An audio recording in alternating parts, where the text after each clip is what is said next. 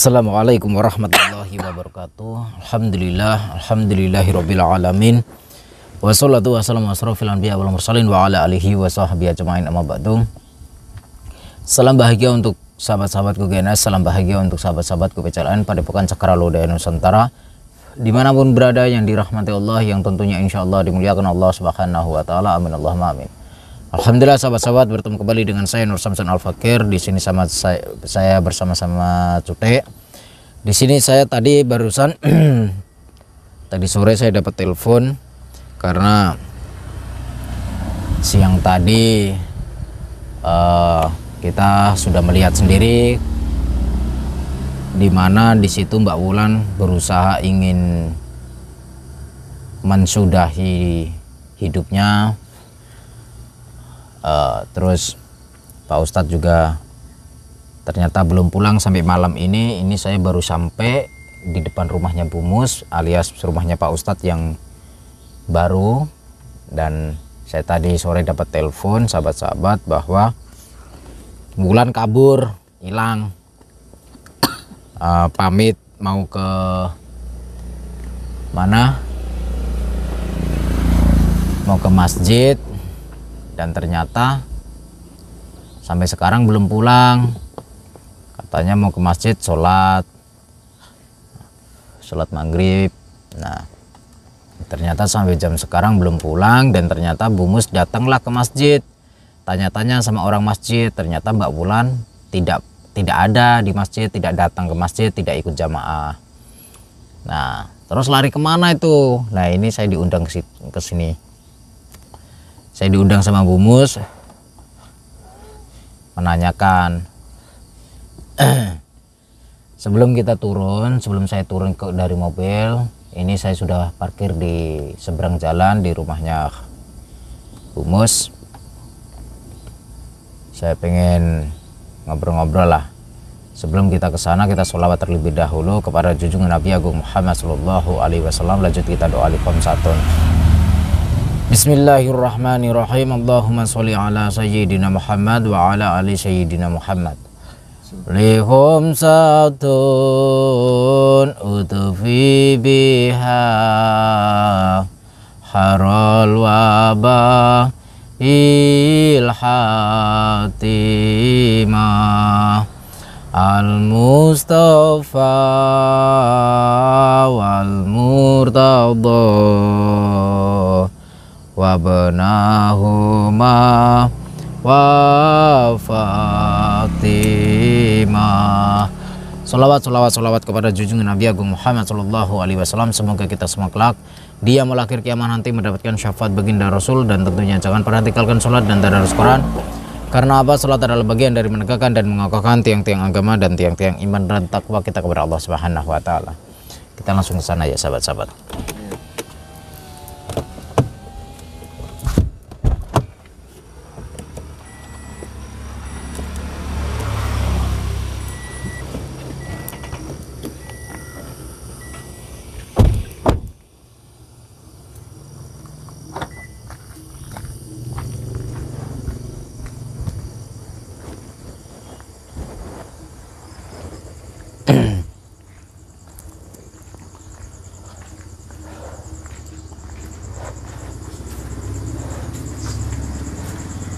Assalamualaikum Bu Mus. Waalaikumsalam. Wah, bagus. Iya. Gimana Bu? Tadi telepon kok katanya Mbak Wulan belum balik pulang dari sholat maghrib, itu gimana ceritanya itu? Ya, sejak tadi siang. Ya. Setelah Wulan mau mencoba bunuh diri tadi, dia berada di kamar terus. Saya ajak bicara juga diem aja.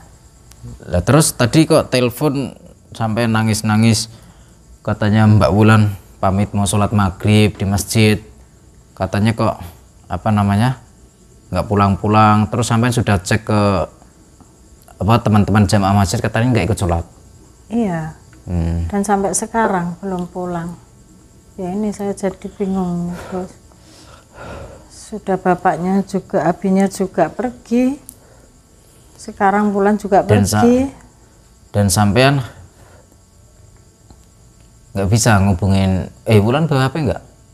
Nggak bawa juga. Nggak bawa. Oke, gini aja lah. Sudah dicoba cari ke tetangga-tetangga? Tetangga sudah. Di mana ya? Masa jam segini masa belum pulang? Nggak tahu. Tadi juga saya Sudah dihubungi ke saudara-saudara?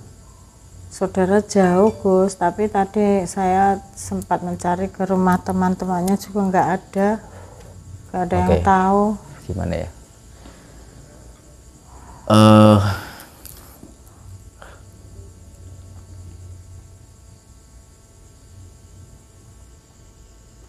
Jangan-jangan nyusul di rumahnya Al? Nah itu saya yang kurang tahu. Kan kejadian tadi siang itu Wulan kan mau menyudahi hidupnya. Ya, Dan karena mendengar siapa Al memutuskan Diputus dalam sama keadaan Al, hamil. Lah dan di situ saya kok gini loh, kronologi kita flashback dulu ya, kita flashback dulu, kita lihat ke belakang. Pertama pagi kan saya kesini, Pak Ustadz pamit keluar, terus siang kan saya telepon Al untuk kesini, dan ternyata endingnya si Al malah memutuskan hubungan, terus si Wulan berusaha menyudahi hidupnya. Nah, mungkinkah dia nyusul ke rumahnya Al gitu loh maksud saya? tapi menurut saya nggak mungkin. Wulan pasti takut sama ibunya Al, Gus. Lah kita kan nggak tahu. berani. Kalau misalkan nih, soalnya yang saya lihat itu di deket-deketnya rumah Al itu kayak ada kos-kosan yang saya lihat itu, kayak ada kontrakan atau kayak di komplek ya itu ya. Iya. Nah, dan di situ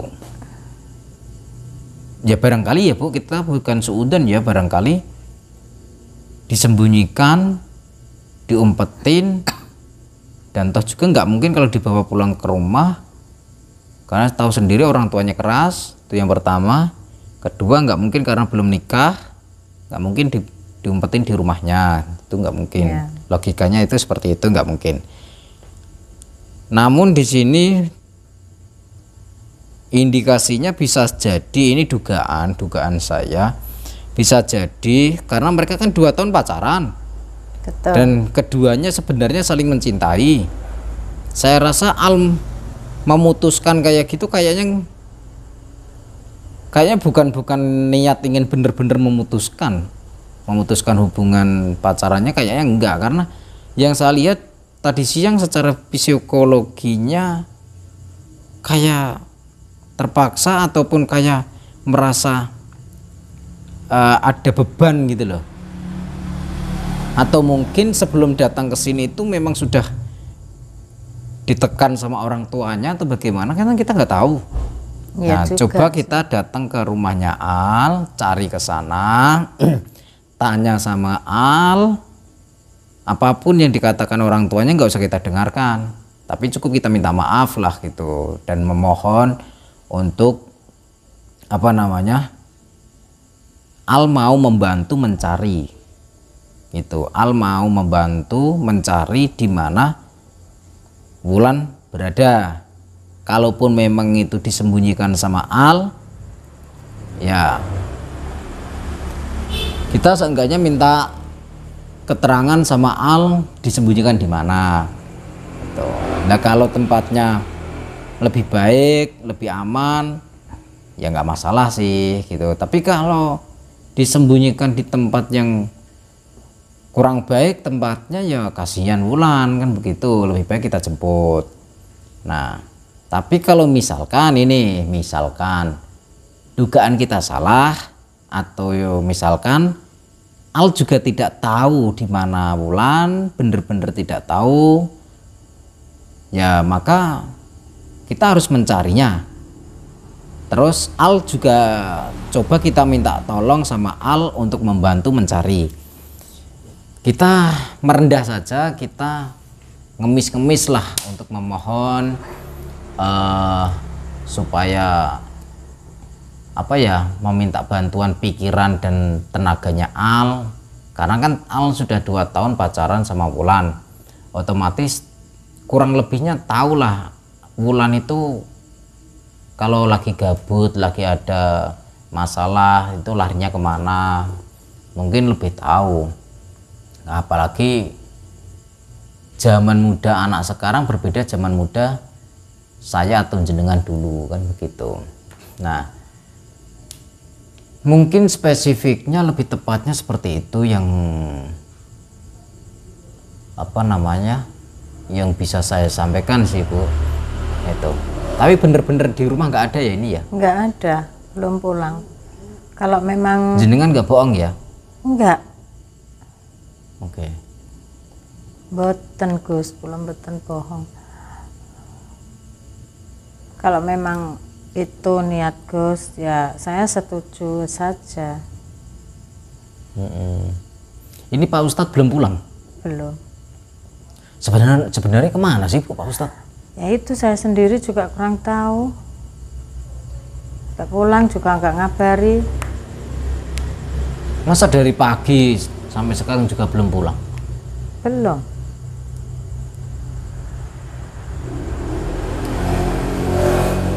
Mana ya?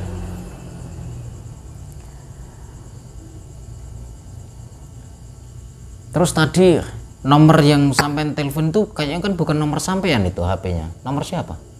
Itu pinjam tadi. Pinjam siapa? Pinjam di temannya Wulan. Oh, pinjam di temannya Wulan. Ya. Karena HP saya kan masih disita sama Abi. Iya. Gimana ya? Saya kok jadi mumet.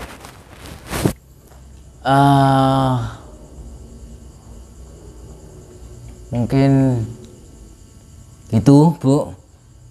Barangkali kita kalau malam ini nggak mungkin kita datang ke sana.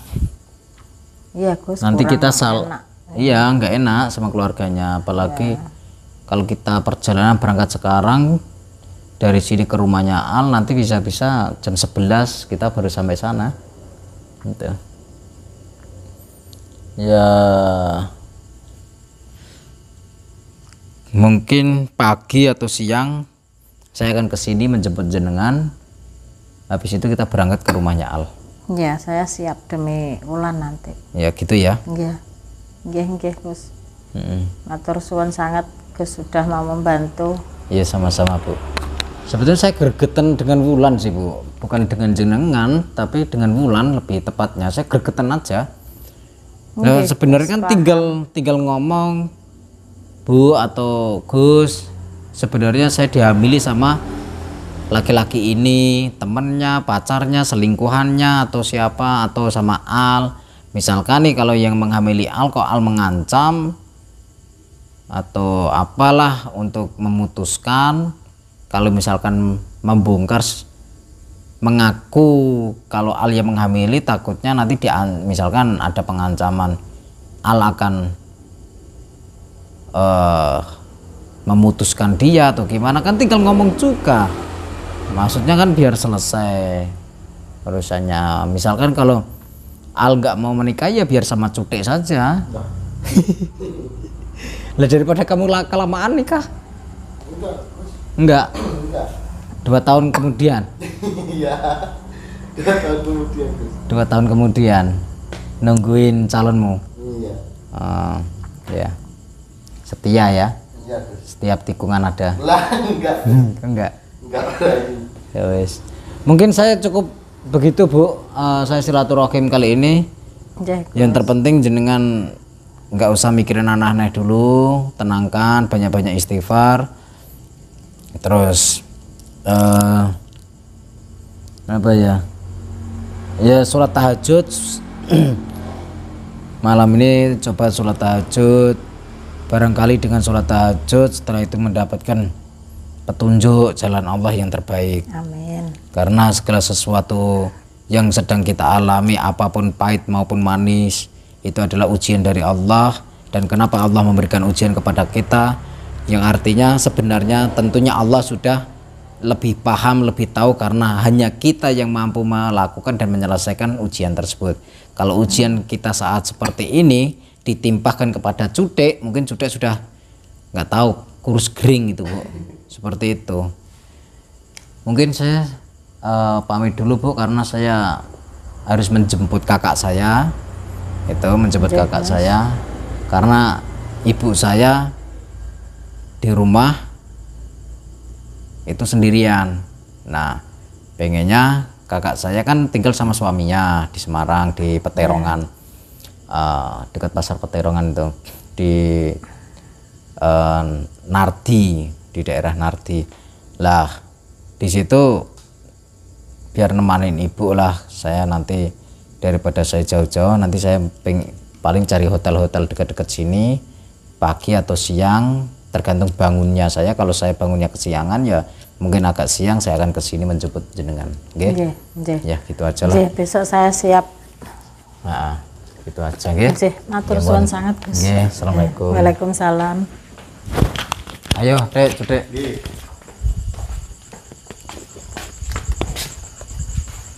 Ya udah. Gus. Hah? Kasihan ya, Gus ya. Kasihan apanya? Mbak Wulannya cantik-cantik. Terus mau kamu gantung. itu jangan kayak gitu, Dek. Kamu kan sudah punya calon, Dek. Maksudnya tuh cantik-cantik kok mau gantung gitu loh, Gus. Saya mau gantung diri. Iya, tadi loh. Kita nggak tahu penatnya pikiran orang. Coba bayangkan, saya dulu waktu jadi preman dulu. Iya. Sebelum jadi preman, malahan sebelum jadi preman itu, pertama kelas berapa ya? Kelas 6 SD itu saya berusaha bunuh diri minum Baygon.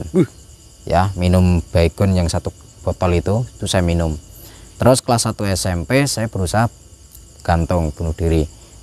Terus kelas 1 SMP juga saya berusaha menabrakkan diri saya di lampu merah depan Polda Jawa Tengah, yaitu Semarang. Iya. Jadi tabrak bis. Motor saya nggak penyok, tapi bisnya penyok. Tapi motor saya nggak penyok. Nah, saya nggak ada yang lecet. Saya itu satu motor itu 3 orang karena mau nonton PSIS.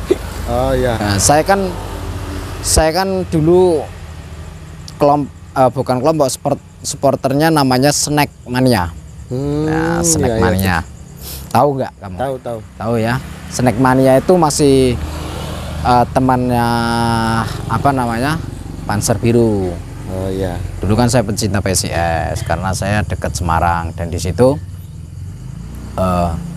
terus saya menenggelamkan diri saya ke sungai.